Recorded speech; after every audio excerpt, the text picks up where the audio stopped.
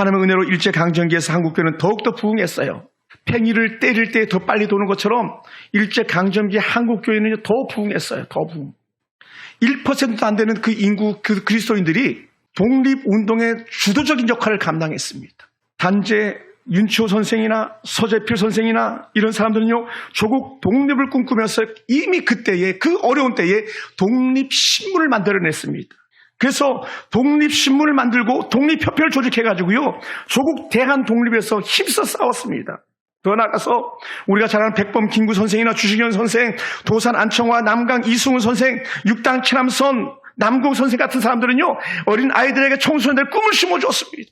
그래서 이 사람들은요, 당시 상동 감리교회 담임 목사님 전덕기 목사님과 연합해가지고 독립운동을 하면서 상동 청년회 학원을 개설해가지고요, 거기서 우리나라는 그래도 미래가 있어 하면서요, 거기서 뭘 가르쳤냐면, 그들이 거기서 한글과 영어와 한문을 가르치면서 여전히 한글을 지켜냈습니다. 미래를 꿈꾸는 영어를 가르쳤습니다. 이것이 독립의 기반이 되었습니다. 우리가 잘 아는 고당 조만식 선생 같은 경우는요, 물산 장려 운동과 국송품 애용을 외치면서요, 조국 경제를 살려내는데 기여를 했습니다. 또 우리가 잘 아는 김마리아 같은 여사는요, 애국 부인을 조력해가지고 여성의 힘으로도 독립을 이룰 수 있다 해가지고 이미 우리가 행주 찬성만 치맛바람이 있는 것이 아니라 대한민국 독립을 해서도 이 여인네들의 치맛바람이 있었기 때문에 오늘의 자유 대한민국이 있었던 것을 우리는 볼 수 있습니다. 누가 뭐라 해도 잊을 수 없는 한 사람 있잖아요. 유관순 누나.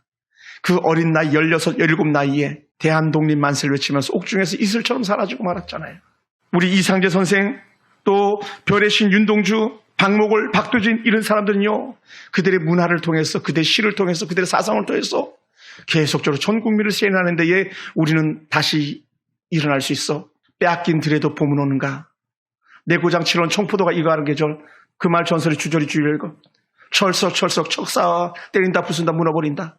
집사 가드바이들 요것이 뭐냐 요게 뭐야 하면서 그렇게 외쳤던 육당 칠함살의 해외 소년에게 이런 시들이 우리 민족의 내일을 볼 수 있는 안목을 열어주었던 것이죠. 당시 대한독립운동이 기초해가지고 독립선언문을 낭독했던 33명의 그 유명했던 사람들 중에 목사님들이 3분이나 계셨어요. 오하영 목사님, 양전백 목사님, 길선주 목사님, 이런 분들이 수많은 집사님들과 장로님들과 함께 힘을 합쳐가지고 대한독립 선언문을 낭독하면서 생명을 걸었던 적들이 있었습니다. 그럼 우리는요, 야드 바센, 이 사람들의 이름을 우리는 뼛속에다 새겨야 됩니다. 나라가 거저 독립된 것이 아니라 히로시마에 온갖 포탄이 터져서 독립의 복제가 되었습니다마는, 그러나 쉼없이 조국 대한민국을 일으키겠다는 그런 열정들, 뜨거웠던 감동들이 있었기 때문에 이 나라가 오늘까지 건재할 수 있었던 것임을 우리는 확신할 수 있습니다. 그러고 사는 성도들, 우리가 두 번 다시 조국을 잃지 않기 위해서는 우리가 이 나라를 위해서 기도해야 될 줄 믿습니다.